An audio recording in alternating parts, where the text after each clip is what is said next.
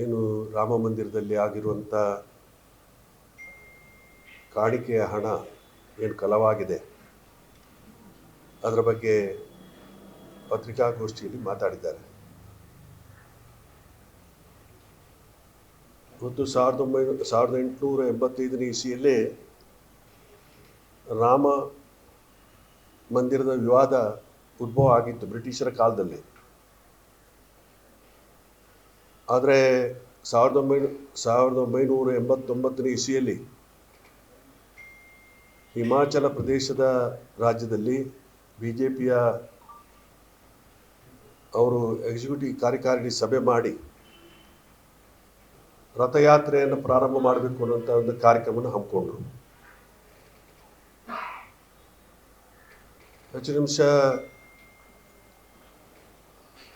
Supreme court ನಮ್ಮ ಕಾಂಗ್ರೆಸ್ ಪಕ್ಷದ ನಿಲುವು ಈ ವಿಚಾರ ನ್ಯಾಯಾಲಯದಲ್ಲಿ ತೀರ್ಮಾನ ಆಗಬೇಕು ಅನ್ನುವಂಥದ್ದು. ಆ ಪ್ರಕಾರ ಸುಪ್ರೀಂ ಕೋರ್ಟ್ನಲ್ಲಿ ಎಲ್ಲರೂ ಕೂಡ ಸಹಮತದಿಂದ ಒಪ್ಪಿಕೊಳ್ಳುವಂಥ ಒಂದು ತೀರ್ಮಾನವನ್ನು ಮಾಡಿ ದೇಶದಲ್ಲಿ ಎಲ್ಲೂ ಯಾರ್ದು ಕೂಡ ತಕರಾರು ಇಲ್ಲದಂಥ ರೀತಿಯಲ್ಲಿ ಸುಪ್ರೀಂ ಕೋರ್ಟ್ನ ಆದೇಶವನ್ನು ಪಾಲನೆ ಮಾಡುವಂಥ ಕೆಲಸ ಕಾರ್ಯ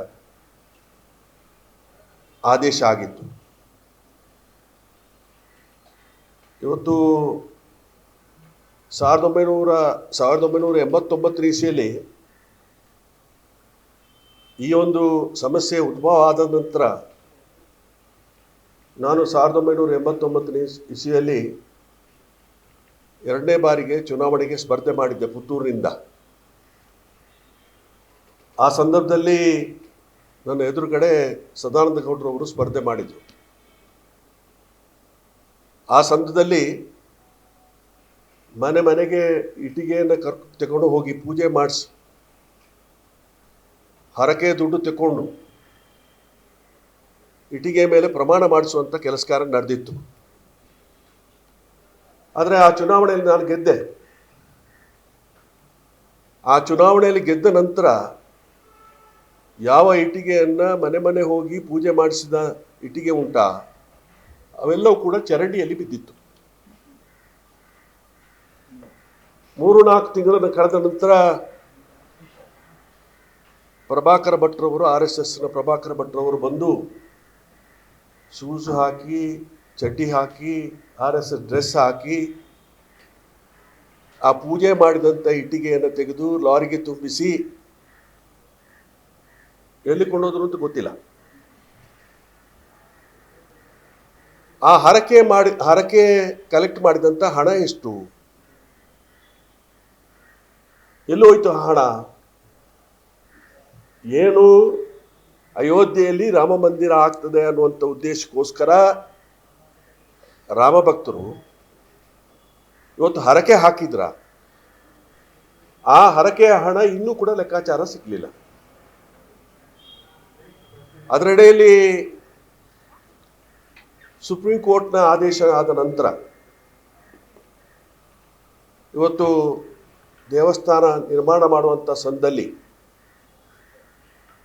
ಏನು ಟ್ರಸ್ಟಿಗಳು ನೇಮಕಾತಿ ಆಗಿತ್ತು, ಬೆಳಿಗ್ಗೆ 1 ಎಕರೆ ಜಾಗಕ್ಕೆ 2.80 ಲಕ್ಷ ಅಂತ ನಿಗದಿಯಾದಂಥ 2,80 ಲಕ್ಷ ಅಂತ ನಿಗದಿಯಾದಂಥ 12 ಗಂಟೆ ಒಳಗಡೆ 18 ಲಕ್ಷ ಚಿಲ್ಲರೆಗೆ ಮಾರಾಟ ಮಾಡುವಂಥ ಕೆಲಸ ಕಾರ್ಯ ಆಯಿತು. ರಿಯಲ್ ಎಸ್ಟೇಟ್ ಬಿಸ್ನೆಸ್ ಪ್ರಾರಂಭ ಆಯಿತು ಅಂತ ಹೇಳಿದರೆ ತಪ್ಪಾಗಲಿಕ್ಕಿಲ್ಲ. ಇವತ್ತು ಚಂಪತ್ ರಾಯ್ ಅನ್ನುವಂಥ ಒಬ್ಬ ವ್ಯಕ್ತಿ ಮೋದಿಯವರ ಬಗ್ಗೆ, ಮೋದಿಯವರು ಸಾಕ್ಷಾತ್ ಮಹಾವಿಷ್ಣುವಿನ ಪ್ರತಿರೂಪ, ದೇವರ ಪ್ರತಿರೂಪ ಅನ್ನುವಂಥ ರೀತಿಯಲ್ಲಿ ಕೂಡ ಭಿನ್ನ ಮಾಡಿದಂಥ ಹೇಳಿಕೆಗಳನ್ನು ನಾವು ನೋಡಿದ್ದೇವೆ. ಅದೇ ರೀತಿಯಲ್ಲಿ ಚಂಪತ್ ರಾಯ್ ಆಗಲಿ, ಅನಿಲ್ ಇವತ್ತು ಮಿಶ್ರಾರವರಾಗಲಿ, ಜಗನ್ನಾಥ ರಾವ್ರವರು ಇವತ್ತು ಕರ್ನಾಟಕದ RSSನ ಸರಸಂಚಾಲಕರಾಗಿ ಕೆಲಸ ಕಾರ್ಯ ಮಾಡಿದಂಥವರು. ಚಂಪತ್ ರಾಯ್, ಅನಿಲ್ ಮಿಶ್ರಾ ಇವರೆಲ್ಲರೂ ಕೂಡ RSS ಮತ್ತು ವಿಶ್ವ ಹಿಂದೂ ಪರಿಷತ್ತಿಗೆ ಸಂಬಂಧಪಟ್ಟಂಥವರು. ಇವತ್ತು ಈ ದೇಶದ ಭಕ್ತಾಭಿಮಾನಿಗಳು, ಕೋಟ್ಯಾಂತರ ಭಕ್ತಾಭಿಮಾನಿಗಳು, ರಾಮದೇವರ ಭಕ್ತಾಭಿಮಾನಿಗಳು ಇವತ್ತು ಆ ದೇವಾಲಯದ ನಿರ್ಮಾಣ ಆಗುವಂಥ ಸಮಯದಲ್ಲಿ ಅದೇ ರೀತಿಯಾಗಿ ಪ್ರತಿ ದಿವಸ ದೇವರ ದರ್ಶನ ಮಾಡುವಂಥ ಸಮಯದಲ್ಲಿ ಕಾಣಿಕೆಗಳನ್ನು ಹಾಕುವಂಥ ಕೆಲಸ ಕಾರ್ಯವನ್ನು ಮಾಡಿದ್ದಾರೆ.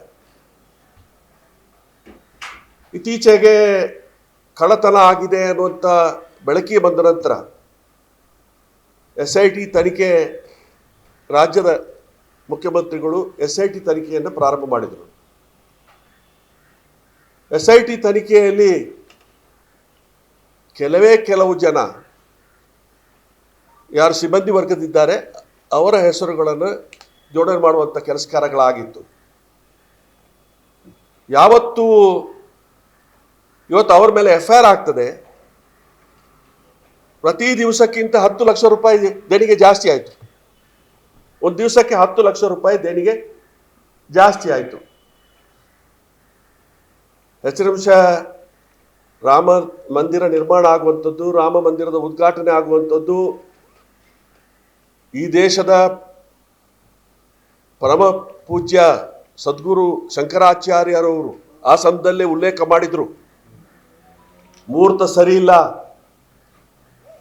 ಇದನ್ನು ಈಗ ಮಾಡುವಂಥದ್ದಲ್ಲ. ಹೆಚ್ಚಿನ ಅಂಶ ಚುನಾವಣೆಯ ಸಂದರ್ಭಕ್ಕೆ ಅನುಗುಣವಾಗಿ ಇದನ್ನು ಜೋಡಣೆ ಮಾಡುವಂಥ ಕೆಲಸ ಕಾರ್ಯ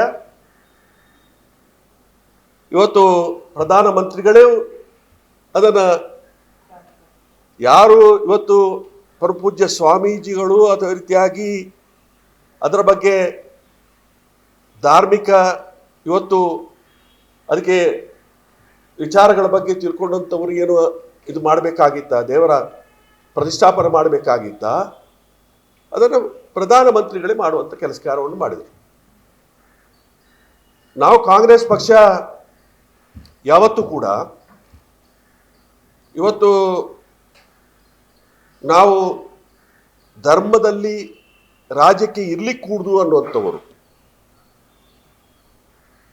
ರಾಜಕೀಯದಲ್ಲಿ ಧರ್ಮ ಬೇಕು, ಆದರೆ ಸತತವಾಗಿ ರಥಯಾತ್ರೆ ಪ್ರಾರಂಭ ಆಗುವಾಗ ಇದ್ದಂಥ ಲೋಕಸಭಾ ಸದಸ್ಯರು ಎರಡು ಮಂದಿ ಮಾತ್ರ ಪಾರ್ಲಿಮೆಂಟ್ನಲ್ಲಿ. ಇವತ್ತು ರಥಯಾತ್ರೆ ಮುಗಿದ ನಂತರ ನೆಕ್ಸ್ಟ್ ಚುನಾವಣೆಯಲ್ಲಿ 85 ಲೋಕಸಭಾ ಸದಸ್ಯರು ಗೆದ್ದು ಬಂದರು.